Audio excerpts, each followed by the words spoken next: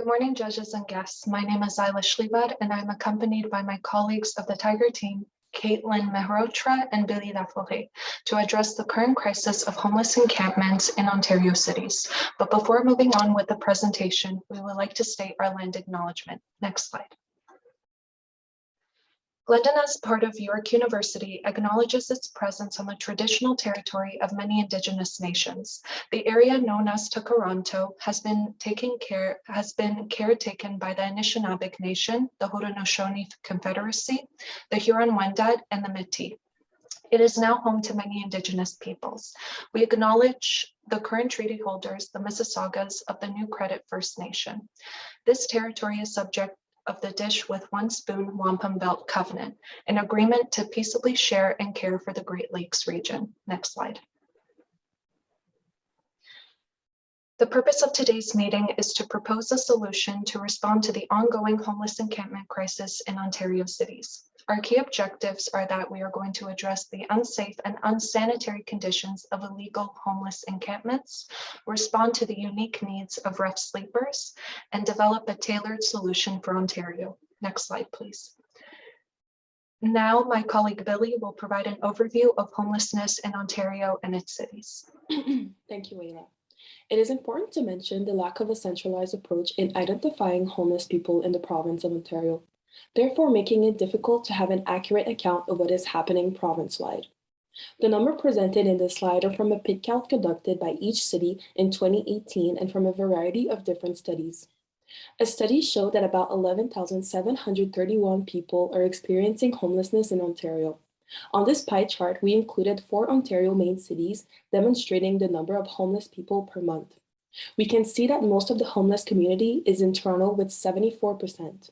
When focusing on encampment sites defined as semi-structured or organized arrangement of at least 20 people outside in one area of the city, Toronto also has the most rough sleepers in encampment sites, with a total of 732 on a given day.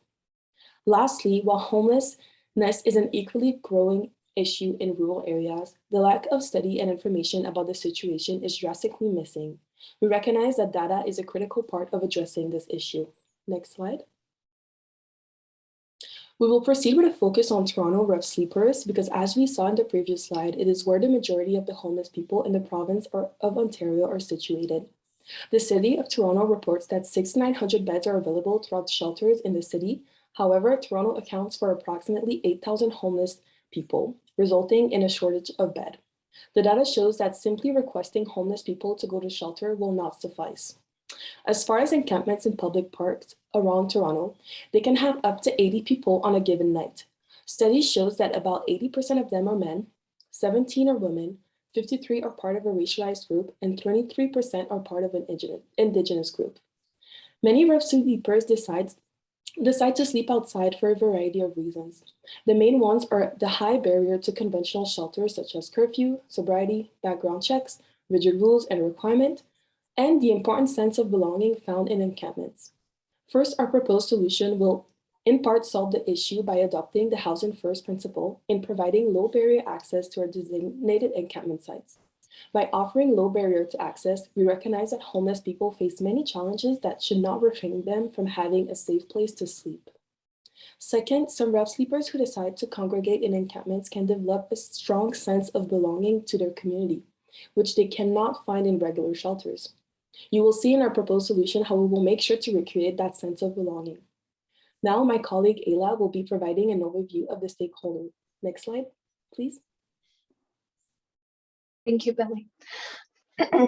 We want to highlight which stakeholders and key people are currently involved in the treatment of the homelessness issue across Canada and Ontario, and who would be involved in implementing our policy solution. First, the first key individuals that the task force needs to consider and ensure that their needs are met first and foremost are homeless residents or rough sleepers. Next, the task force plans to continue dialogue with housed residents. It is important to address their safety and well-being given their experiences living near and transiting through the current homeless encampments across cities and rural areas in Ontario. It is also essential to recognize how local organizations can help fulfill the responsibilities that meet the homeless encampment residents' needs while working with existing municipal cities, so with the municipal government, to help operate housing and shelter programs. And then we have the municipal government, and then with our partner ministries and the federal government, we plan to coordinate with both the partner ministries and the federal government, who currently both have programs that address homelessness across Canada and Ontario. And lastly, although there are existing programs at the federal, provincial, and municipal levels to respond to the homelessness crisis, we need to address the current issue of homeless encampments across Ontario. And since the homeless encampments are a relatively new problem that has been exacerbated by the COVID-19 pandemic, it is understandable that not enough time was afforded to develop solutions towards the current issue, and why our policy solution is fully equipped to provide immediate solutions to the homeless encampment issue in tandem with the current policy programs and solutions established by the federal government, partner ministries, and municipalities. Now that we have a better idea of the scope and scale of the issue, my colleague Caitlin will be presenting the results of our jurisdictional scan. Next slide. Thank you, Isla. So this slide represents the most pertinent findings from our jurisdictional scan. After doing a comparison of major cities with similar population sizes, demographics, and climates to those in Ontario, we have found 2 that are doing innovative things to solve similar issues to the ones that we are experiencing. BC's modular housing program is the first that we've chosen to highlight. This was a medium to high barrier program that quickly created 2,000 new modular housing units from 2017 to 2019. That greatly improved the living conditions of homeless people or people at risk of homelessness. Yet, despite these new units, BC still experienced a rise in encampments along with the rest of Canada starting in 2019 because the program did not meet the unique needs of rough sleepers. Our second pertinent case is from Denver, who in 2020, in partnership with local community organizations, opened designated encampment sites that provided a low to no barrier shelter option to quickly and efficiently improve the safety, security, and well-being of rough sleepers. This targeted approach meant that 98% of the residents of this designated encampment sites were formerly rough sleepers. Next slide, please.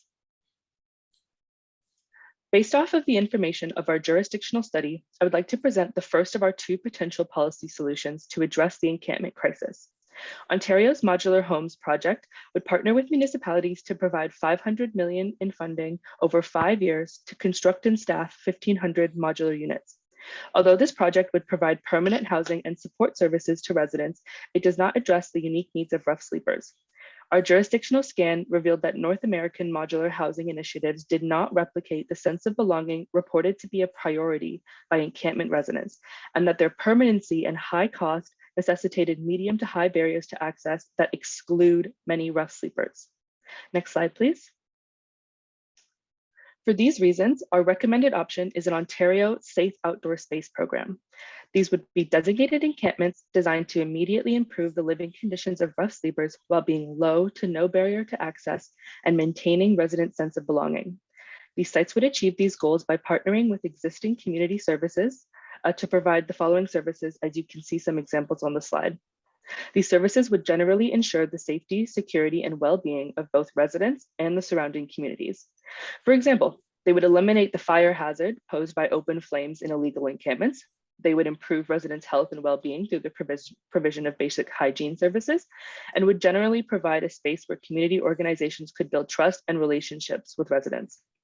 Our jurisdictional analysis tells us that the provision of these services would encourage rough sleepers to opt for these designated encampments over their current sleeping arrangements. If you'll remember, in the Denver case study, 98% of their designated encampment residents were former rough sleepers.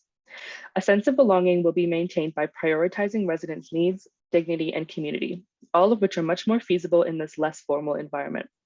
For example, with these designated encampments, there is more flexibility in location compared to modular homes, and sites with close proximity to services or places frequented by residents would be prioritized. Next slide, please. This next slide outlines our cost analysis for this project. In recognition of the different needs of rural and urban communities, we have separated them out. For urban environments, we are proposing funding for up to 25 safe outdoor spaces. These sites would service roughly 50 people each at a cost of $1 million per site for a total of $25 million per year. The number of proposed sites is based on the estimated number of rough sleepers as outlined by Billy at the beginning of our presentation. Since rural areas are likely to have less concentrated pockets of rough sleepers, we are proposing an additional 10 sites of 25 people per site at an annual cost of $500,000. One of the benefits of this solution is its scalability, making it adaptable to urban and rural environments. The number of people per site could be increased or decreased in response to a community's needs. These sites would apply annually to renew their funding for up to 5 years, and this 5-year number is based on the expected completion dates of affordable housing projects that are currently underway in many municipalities that these residents would gradually be transitioned to. This brings their total up to $150 million over 5 years. We are proposing that the funding for this project be split between Ontario and Canada through their respective initiatives to address homelessness that my colleague Isla mentioned. The project team would work with the Ministry of Intergovernmental Affairs to try and secure the federal funding. Next slide, please. In terms of implementation, we are proposing that this program be housed under the Ministry of Municipal Affairs and Housing, as we are aware that they have a community homeless prevention initiative through which they are mandated to provide emergency shelter solutions. In this case, both municipalities and nonprofits would be able to apply for this funding, which would increase the reach of the program. Additionally, to ensure the feasibility of the project and a smooth, large-scale implementation, we are proposing a 5 urban site pilot project. We have selected urban areas for the pilot project as we need more time to consult with rural municipalities about the scope and scale of their issue with encampments before implementation. As my colleague Billy mentioned at the beginning of the presentation, we know that rural rough sleepers exist, but we do not have any data on them. And this initial $5 million, $1 million per site, in funding would come from Ontario. Next slide, please.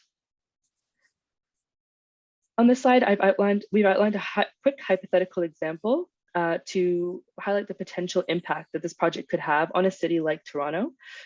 We've chosen to highlight Toronto here because they have the lion's share of rough sleepers.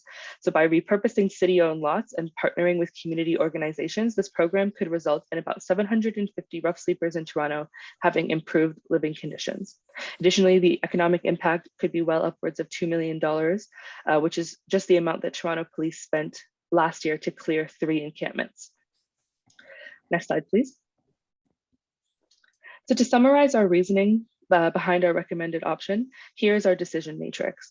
Both option 1, the modular housing solution, and option 2, the safe outdoor spaces solution, would address the safety, security, and well-being of both the encampment residents themselves and the surrounding community.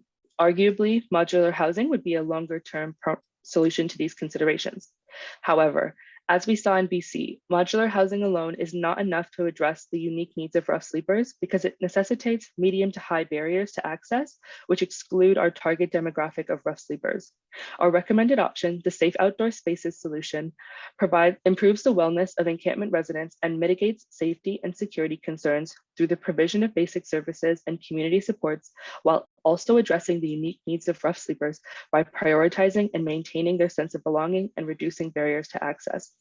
We are confident that these key aspects will enable the success of this program in terms of being an effective tool to address the encampment crisis and encouraging maximum uptake by current rough sleepers. Furthermore, it is cost effective, and because it leverages existing community organizations and partners with municipalities, it produces a relatively lower administrative burden compared to modular housing programs. Now that we have outlined our recommended option, my colleague Isla will walk you through our consultation process on the next slide. Thank you, Caitlin. So in terms of our consultation process, we will consult with encampment residents or rough sleepers first and foremost in order to ensure that this policy solution will result in the best possible outcome for their health, well-being, and safety, and ensure that this service will also be used by them. Next, we will consult with the Rural Ontario Municipal Association and the Association of Municipalities of Ontario, ROMA and AMO, in order to understand the unique challenges of homelessness and encampments in both rural and urban Ontario. Then we plan to consult with our Ontario ministries, our partner ministries, such as the Ministry of Municipal Affairs and Housing, and to an extent, the Ministry of Health, in order to take into account health considerations and implementation considerations. And lastly, we also plan to consult with local organizations in order to understand their capacity to help with the implementation and resources for the policy solution. Next slide. In terms of our implementation timeline, it is as follows. So starting next month to April of this year, we plan to hold stakeholder consultations and put our plan into development, in which we plan to secure $5 million in initial funding. By May, we plan to open applications for 5 of our pilot sites across various locations in Ontario. Between July and August, we plan to open our pilot designated encampment sites for residents. And in December, we plan to also secure joint funding with the federal government. And this is where we will also plan to open applications for the rest of the proposed sites for the rest of the funding. And from next year, January and beyond, we plan to open designated encampment sites on a needs basis. Next slide, please. Billy will now walk us through our risk assessment and mitigation strategy. Thank you, Ayla. Based on the recommended solution, these are the risks that we have identified in our mitigation strategy. Primary risks are identified in red and minor risks are identified in yellow. First, we recognize that our proposed encampment might seem like a temporary solution. We will work with site managers and nonprofit to leverage existing relationships and start to slowly build trust. This will help facilitate the transition of rough sleepers who are able to handle high barrier into already existing temporary housing. We will launch a feasibility study in response to the lack of data and to look into the achievability of low to no barrier modular permanent housing. Second, to address the liability that could be associated with low barrier services, we would specifically identify those risks during our pilot project in addition to the already identified ones. And we will consult with the Ministry of Health and Housing, the Ministry of Health and the Ministry of Housing on harm reduction practices that would be employed to ensure safety of all residents. Third, we understand that the intergovernmental coordination needed for this plan may result in an increase of the implementation time. Again, the pilot project will help us identify any issue regarding intergovernmental coordination and help streamline the process. This pilot project will also help us establish the longevity of the safe outdoor space solution. Lastly, there is the possibility of a negative public response. However, we have consulted opinion polls that you can find in Appendix A indicating a favorable opinion regarding encampment sites. Next slide, please. For the optimal success of our project, we will increase awareness of the safe outdoor space solution while building public trust that Ontario is committed to solving the encampment crisis. Our key message is that Ontario is committed to help the homeless people, provide a low barrier safe place for our sleepers around the province, and to use a 360 approach to solve the encampment problem. Lastly, we want to communicate this to rough sleepers, municipalities, and community organizations and residents. Next slide, please. In all, we believe that in the next 2 years, this plan will provide rough sleepers a low barrier, temporary safe place to sleep and will improve the living condition and well-being of encampment residents. As we say in the demographic analysis, there is a gap in the data collection of the homeless community in Ontario. As a medium-term goal, we would like to establish accurate data of rough sleepers and launch a feasibility study about low to no barrier modular permanent housing. And all this accurate data and study will help in providing a tailored transition of homeless people into permanent housing. Next slide, please. And all this safe outdoor space will be an harm reduction tool that addresses the unmet need of rough sleepers. It is an immediate and cost-effective solution to the Ontario encampment crisis. Next slide, please. This concludes our presentation. Thank you so much for listening, and we're happy to answer any questions. Well, Tiger Team, thank you very much for a concise and very interesting presentation. Your deck was very interesting. I'm going to start first with members of the panel. Susie McDonald, do you want to start off our questioning? Yeah, thank you very much for the presentation. And I was intrigued just by kind of the federal aspect of it. I note that you expect to negotiate with the federal government and 50% of funding would come from the feds.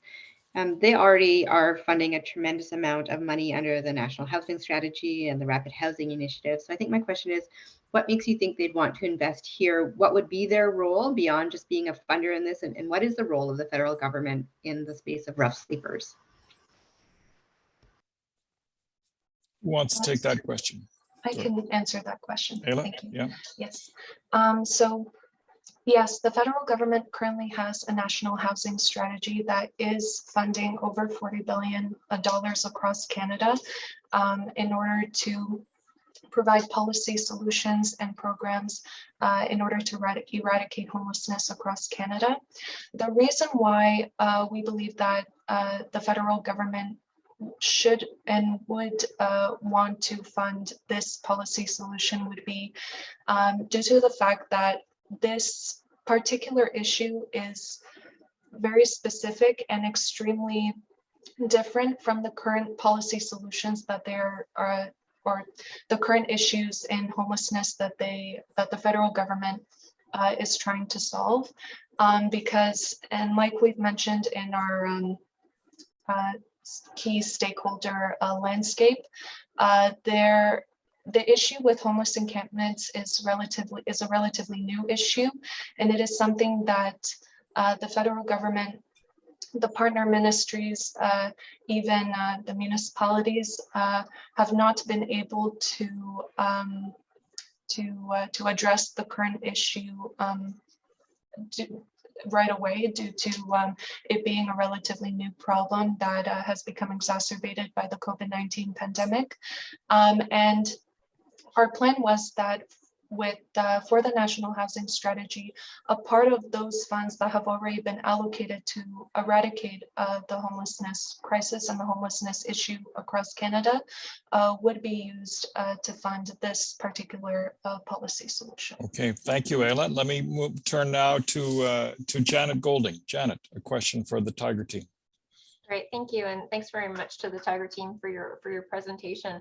As you pointed out in the presentation, the problem of homelessness and the encampments is a complex one, and there's many things to consider as you look through your proposed solution. So in briefing the Premier, if you could, for me, just sort of encapsulize in a sentence or two, what is the key message that you want to convey on the problem and the solution you're offering? So if you had to boil it down to a 1 or 2 sentences, the problem and your solution. Yes, could we return to slide number, I think 3 or 4? Sure. 3, please.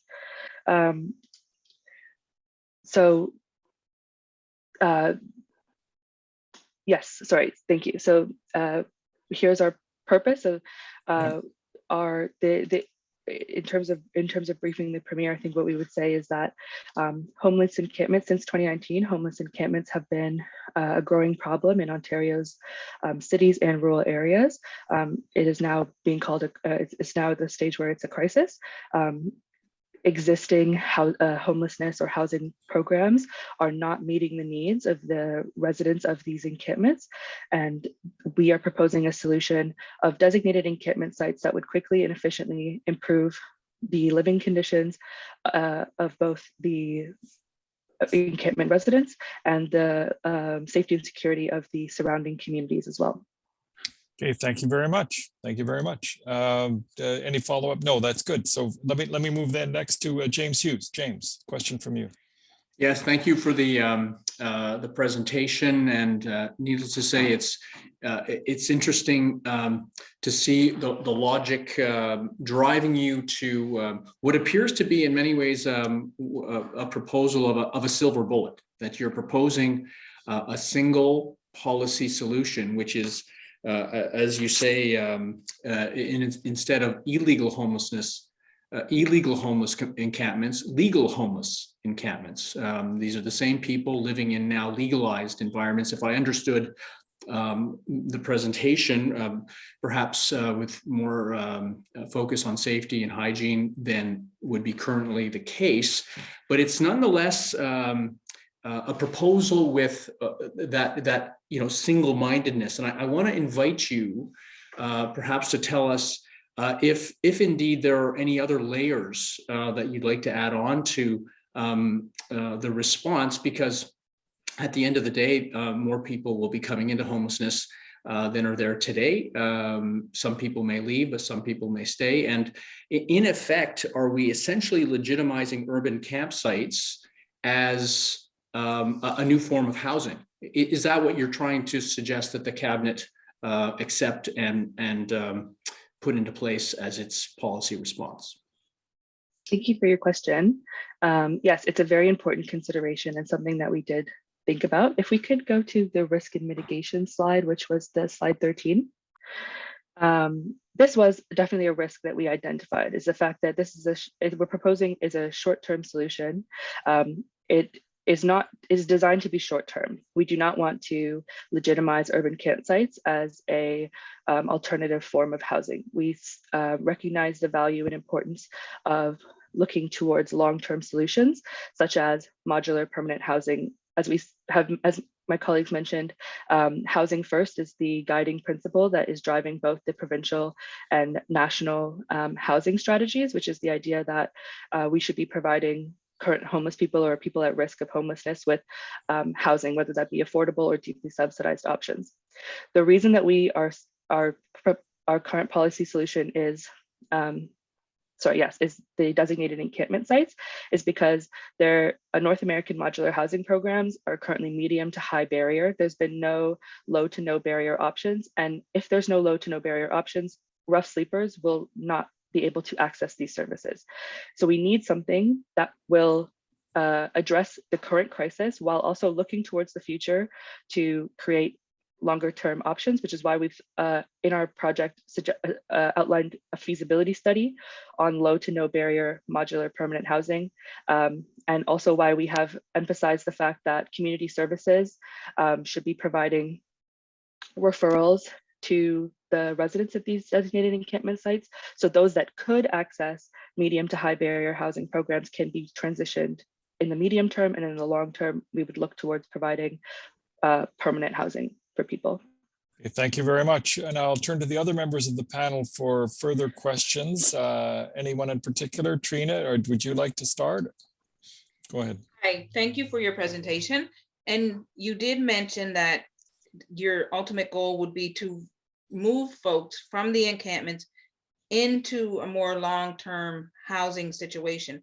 What types of supports would be provided to the rough sleepers to prepare them for the move from the encampment into a more permanent housing solution?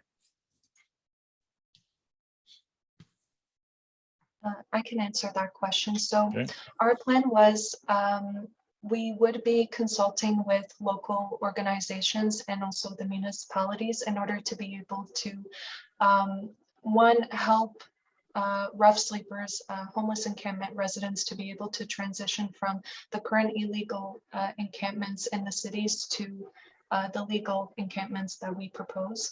But further on, as we progress into our plan and as more permanent housing has been created, since our policy solution will really be working in tandem with other policy solutions, other programs that have been funded and that have been implemented and resourced by the provincial government, or with the provincial, yes, and if we could also go to slide 9 as well.